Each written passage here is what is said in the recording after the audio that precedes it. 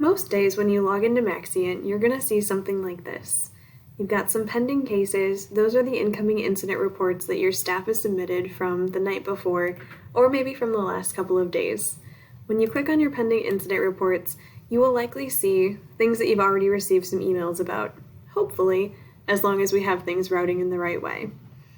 We have one incident report that includes a couple of people. We have another one that doesn't include anyone. This one definitely needs some of our attention. So what we're going to do is go over to Actions, and we want to edit this incident report.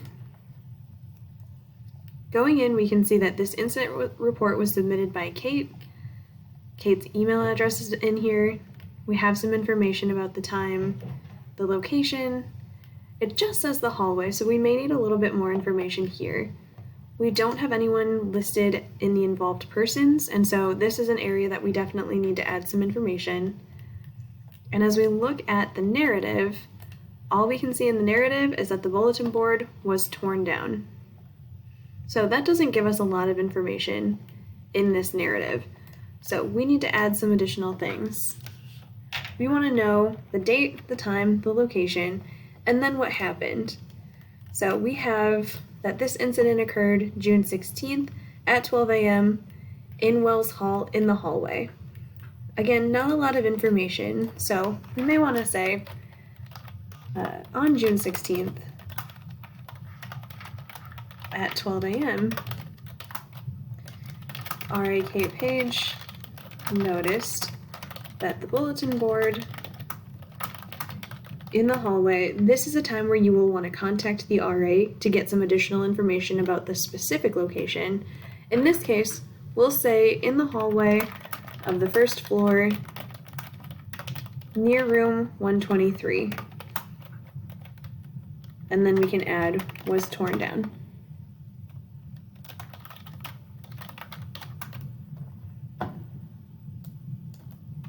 We'll delete the old information. We just want to make sure that the incident reports are complete. We can also include that RA Kate did not note who may have caused the damage. And that's okay. We may not always have that information. In this case, we want to make sure that we know what was happening. I also want to add that the building was Wells Hall, just so that we have that in the incident report in the narrative as well. And then we want to make sure that our involved persons includes someone, even though we don't have a specific person to include. In this case, we will want to say Wells Hall. The gender for this is building. The role is also building. And then the student ID for any of the residence halls on campus is going to be the building code number, which is typically the first 3 letters of the name of the building, except in Stonebridge, Hillcrest, and Beechwoods, in which case it is Western Building A, Western SC. The Western buildings are a little bit strange. So people who are running those buildings should know what your building codes are. And then after you are confident in the narrative and you have a building listed in the involved persons, you're going to save changes and overwrite the original case. Now we can see that this case involves Wells Hall, and that all makes sense. Because this case is not something that we can do anything with in the Office of Community Standards, we want to hold on to this as an informational case in Wells Hall, or we can close the case out and just have some additional thoughts on this and look for patterns, essentially. So what you're going to want to do is go back into this drop-down menu for the case and create a new case, and then click Go. So in this case, the case type would be Residence Life, because the Office of Residence Life is going to focus on things that are happening within the building that are not conduct related. The access restriction would be Residence Life, and the referral source is the Office of Residence Life. So that's what all of those areas should say. From there, you can go down a little bit farther. We can specify a little bit more that this is the first floor, and then near room 123. That information is in the narrative as well and doesn't hurt to have it in multiple spaces. From there, you can continue to roll down a little bit. We'll see that this individual has 13 prior cases because things have happened in Wells Hall before. And then keep scrolling down through all of this information. We don't need to know that the building has an ethnicity or Greek membership because it likely does not, which makes sense. What we're going to want to focus on is the charges or issues of concern. So in this case, we can look through everything. This could be damage or theft of property. We don't know.